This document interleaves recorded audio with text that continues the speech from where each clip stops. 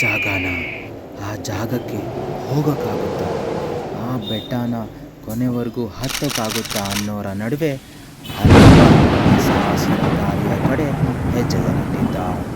ಸಾಗ್ತಿರೋ ದಾರಿ ಬಗ್ಗೆ ಗೊತ್ತಿಲ್ಲ, ಅಲ್ಲಿನ ಅಪಾಯದ ಅರಿವೂ ಇಲ್ಲ. ಅವನ ಸೆಲೆಬ್ರಿಟೀಸ್ಗೆ ಆ ಬೆಟ್ಟನ ತೋರಿಸ್ತೀನಿ ಅನ್ನೋ ಅವನ ಹಠ, ಅವನ ಧೈರ್ಯ ಗುರಿಯತ್ತ ಕೊಂಡೊಯ್ದಿತ್ತು. ಹೆಜ್ಜೆ ಹೆಜ್ಜೆಗೂ ಅಪಾಯದ ಸುಳಿವು.